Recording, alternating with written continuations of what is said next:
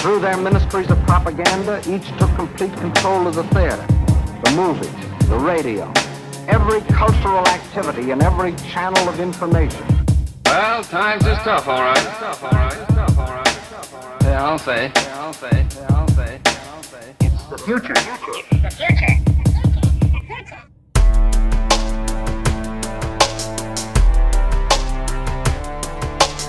William Scheff now joins us on the Bob Tuskin Show for the next segment, and we're talking about oil and food. Now, there's a lot of people out there that believe peak oil is just a myth, that it's pushed by the technocrats. Say that 5 times fast. Technocrat. You almost did it. Good job. And well, it's just a figment of our imagination. Regardless if you think we have alternatives, it does seem that we are heavily dependent on oil, aren't we, Liam? Oil. It's what's for breakfast. You know, it's from dinosaurs that died thousands of years ago and left their bones for us to... Well, there's an official story, nudge, nudge, wink, wink, about oil, and the official story is not that dinosaurs died, but that large algal beds of algae, did die, sunk to the bottom of large bodies of water, were covered by sand over time, and that the waters either came, receded, piled on, those formed into rock formations, or rock formations piled over them in the form of lava or some other thing, trapped it, and there was a cap rock. Nobody can really prove it. Nobody can tell you exactly what happened, but it does look like oil was made either a long time ago, 500 million years ago, during a specific period of time in the Earth's history, or it was made over a long period of time. In any case, oil does not replenish itself. The oil fields that were initially dug a long time ago and that were drilled all over the place do not refill themselves. So Pennsylvania, which was oil land for a long time, is not pumping light sweet crude anymore. They're going back to try to squeeze whatever they can out of the dirty rocks. Now, if that doesn't tell you that they're not getting the same amount of light sweet crude or easily flowing oil that gushes out of a well, like white stuff on the face of a teenager who's eating too much pizza. Oh, what a nasty visual that was. You have to go there? Jeez. We are not getting the same amount of oil that we got. All right, I get your point. You're going to have to bring up that visual. Jeez. Even Saudi Arabia, queen of the oil-bearing nations, is now building 16 nuclear power plants in the next 20 years to deal with what they say are predicted oil shortfalls. They've been pumping seawater by the metric ton into their aquifer, or their oil fields, for part of a decade or more to sustain pressure in the field, in the aquifer. It's not an aquifer, the oil aquifer, whatever it's called, sorry. So that you could continue to pump stuff out of those old fields. But those fields are 40 years old, and they peak. They come up to the top of a mountain and then they slide down. That's what happened in Pennsylvania, Ohio, Illinois, Texas. Texas was the Saudi Arabia to the world through, well, certainly 40s, 50s, 60s. That's what made the whole American economy built out into the suburbs, the national highway system, the interstate highway system, made all of this possible. Bob, everything that we use is machined by oil. It is? Cars that we use are made in foundries and machined by giant robots that themselves are made out of metal that's machined by oil. Oil. All the plastics, all the shipping, the gas that goes into the tank is derived from oil. Gasoline that goes through a process, and it is an oil byproduct. A barrel of oil is worth years of human labor, somewhere between 5 and 8 years of human labor. If you just pay a guy to work for you, and he goes to work 5 days a week, normal shift, takes a lunch break, you'll probably get about a barrel of oil, in terms of calories or British thermal units, is worth somewhere between 7 and 10 years of human labor. Now, if you make somebody work like a slave, you can knock it down to about 3.5 or 4 years, but then they die. So if we're being reasonable, a barrel of oil is worth a hell of a lot of work. Well, simple solution, Liam. Forget oil. Let's just go back to slavery. I know you're being funny, and I appreciate the joke, but slavery is going to be on the rise in the next 50 years. I mean, it already is in some regards. Yeah, wage slavery exists. Walmart slavery, Chinese mainland slavery, building all the little electronic trinkets and plastic crap that we use.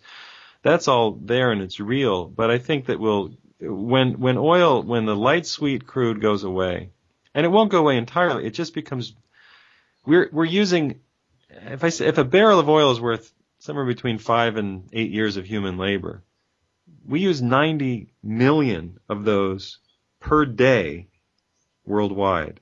That number has increased 5 million in 5 years. There are approximately 800 million cars on the road, 800 million things that use gasoline all the time. This is not in any way sustainable.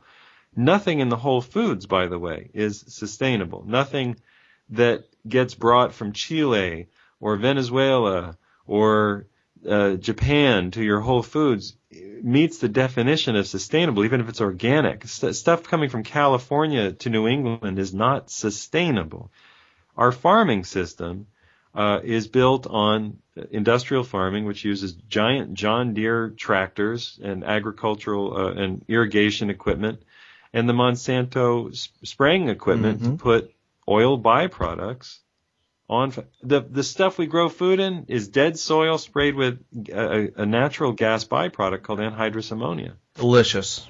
Well, it's what's for breakfast, lunch, and dinner. You think I'm kidding? We're soaking in it. Not in my house. Most of our cosmetics, yeah, but even guys like you and me, I only get organic. Most of our food comes from really far away. I buy from the farmer's market only. I know all of my farmers who grow my produce. I have a garden at my house here that provides with a substantial amount, or at least used to before the baby was born. I got to get back. And that's the model that I really want to push people into. Local is the new way to exist, and if you're not doing it now, you might end up in a real crunch. Yeah. New York City's going to end up in a crunch. Can't help but to do so. There are 3 million people sleeping on that island. 3 million come in for work or more. You can't do that without oil, without coal. Many people out there listening, without running steam through the streets all winter long so they don't freeze. Yeah.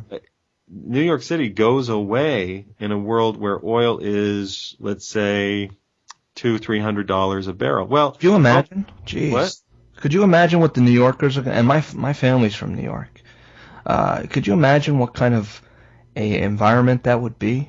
Hey, get out of here! Hey, I'll kill you! I mean, it'll be a complete chaos. All kidding aside. Let's say there's an infrastructure breakdown and you can't get the trucks full of food and lovely produce and everything from out of state, from even upstate New York where some of the farms are during farming season. What happens in New York? There's a mass migration, and anybody who doesn't have a place to go then you got the same problem in Philadelphia, Baltimore, Boston. That whole area of the country is so oversaturated, but Trenton, Newark. Said about L.A. perhaps, or even my hometown of Miami, the sixth borough of New York.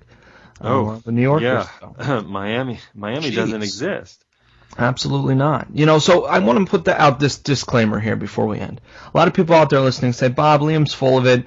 There's no such thing as peak oil. It's a made-up lie. And regardless if you believe that it's our only paradigm or not, there is still a vulnerability that remains, and we really have to account for this. And I think it's important. Well, go ahead. Peak oil isn't a lie. Now, oil fields come and go. That's well understood. So that's simple, geology. You just go talk to a petroleum geologist. There's no lie about it. Now, you could say we have 100 years left because we're blowing up most of the country, all the old oil shales to get, shale gas and oil out of it. But let me ask you something. If you're rich and you tell me you're rich and you have as much money as you want, and I ask you for some and you say, well, I got to go dig in the couch. I think I might have some dimes in there. You're not really rich anymore. We're digging in the couch now. We're hoping that some change fell out of our pockets over the years and accumulated in the sofa. That's what fracking is. They're going to find they're finding oil. They're destroying water tables, but they're finding oil. So if you don't believe that the people running the oil business know that peak oil is a reality, ask them why they're blowing the tops off of mountains, incredibly energy-intensive work, to get very dirty, hard to refine stuff out to make people think that we have 100 years of oil when we don't. Interesting stuff. Liam Scheff has been with us this segment. Liam, you got something else coming out on food. Quickly preview that before we go. Very quickly, I studied macrobiotics when I was about 21 too. I've been practicing vegetarian, sometimes non-vegetarian cooking all around the country and sometimes around the world. I've cooked for so many people, and I'm a good cook. I really enjoy it. I've studied energetics of food, so that was my background. People always ask me how to make things, and I say, well, I don't. I have very loosely structured recipes, but what I do understand is what food is, and it's based on how things grow, what season it is, and how you prepare it. Do you cook it? Do you, a lot of water and high heat, very little water and low heat? The different ways to prepare things that make them really wonderful to eat and to taste and good for your body. So I'm 42 now, and, I've told the truth as far as I can tell it in official stories about what government and science are. And now I want to do something that's more fun, that lets me talk about what food is and go into health food stores and give cooking demonstrations, that sort of thing. So I'm working on my first book about food. Interesting. Yeah. We'll be definitely looking forward to the Liam Scheff on Food Network special. 9/11. It's a crumbling 9/11 cake today. Oh, here it falls down in free fall speed, and you're guaranteed to enjoy it thoroughly. All right, Liam Scheff, ladies and gentlemen, his website, Liam Scheff. That's not the chef as in one who cooks food, although he is, I guess, a chef as well. It's SCHEFF, LiamScheff.com. Liam, always a pleasure. Thanks, Bob.